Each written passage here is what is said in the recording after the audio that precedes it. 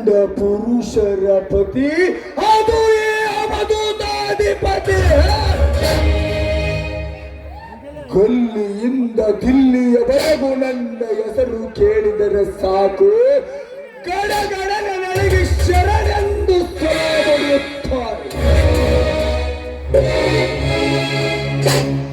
ಅಂಥದರಲ್ಲಿ ಅಧಿಪತಿಗೆ ಎದುರಾದರೆ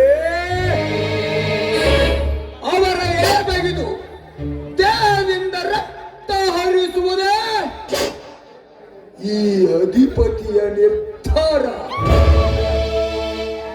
ನನ್ನ ಅಂಗೈಯಲ್ಲಿದೆ ಸರ್ಕಾರ. ಈ ಸೃಷ್ಟಿಗೆ ಈ ಅಧಿಪತಿನೇ ಸರ್ಕಾರ.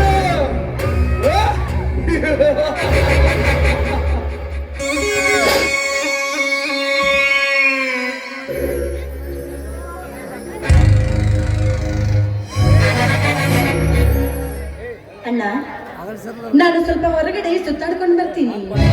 ಯಾಕಮ್ಮ? ಅಣ್ಣ, ಈ ಮನೆಯಲ್ಲಿ ಕುಳಿತುಕೊಂಡು ನನ್ನ ಮನಸ್ಸಿಗೆ ಯಾಕೋ ತುಂಬಾ ಬೇಸರ ಆಗ್ತಾ ಇದೆ.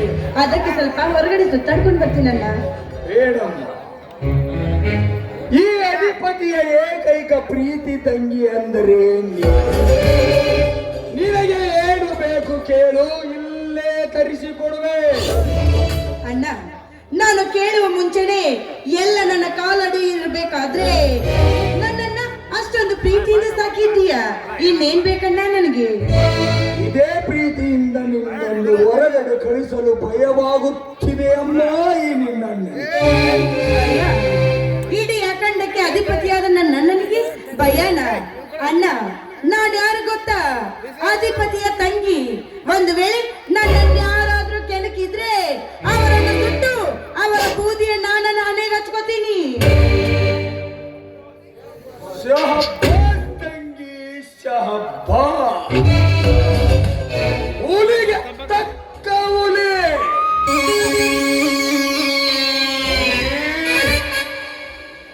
ನೀನು ಗಂಡಾಗಿ ಹುಟ್ಟಬೇಕಾಗಿತ್ತಮ್ಮ. ಅಪ್ಪಿ ತಪ್ಪಿ ಹೆಣ್ಣಾಗಿ ಹುಟ್ಟಿದ್ದೀಯ. ನೀನು ಯಾವ ಗಂಡಿಗೂ ಕಮ್ಮಿ ಇಲ್ಲಮ್ಮ, ಯಾವ ಗಂಡಿಗೂ ಕಮ್ಮಿ ಇಲ್ಲ. ಏನಾದ್ರೂ ಅನುಮತಿ ಕೊಡಣ್ಣ. ನನ್ನ ಆರಾರವಾಗಿ ಹೋಗಿ ಬಾ. ನನ್ನ ಮುದ್ದು ಅಣ್ಣ. ಅಣ್ಣ, ನಾನಿನ್ನ ಹೋಗಿ ಬರ್ತೀನಿ.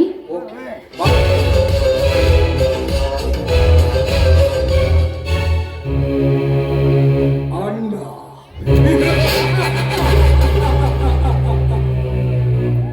ಅದು ಈ ಅವಧೂತ ಅಧಿಪತಿಗೆ ಮುದ್ದನ ಅಣ್ಣ.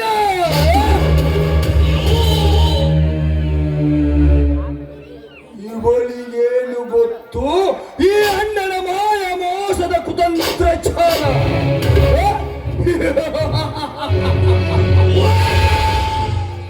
ತಂಗಿ ಸುರಕ್ಷಾ,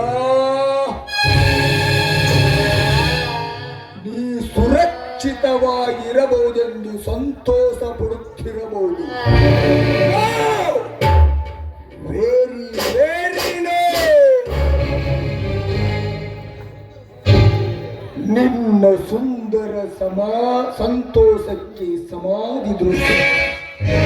ನಂತರ ನಿನ್ನ ಸರ್ವ ಆಸ್ತಿಯನ್ನು ನನ್ನ ಹೆಸರಿಗೆ ಬರೆಸಿಕೊಂಡು ನಂತರ ಕಳಿಸುವೆ ನಿನ್ನ ಸಾವಿನ ಮನೆಗೆ.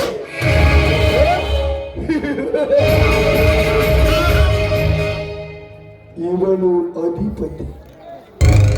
ಒಂದು ಸಲ ಮನಸ್ಸು ಮಾಡಿದರೆ ಮುಗಿಯಿತು.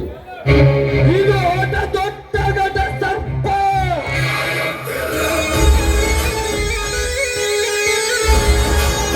ಸಾಧಿಸಿದೆ ಬಿಟ್ಟವನಲ್ಲ,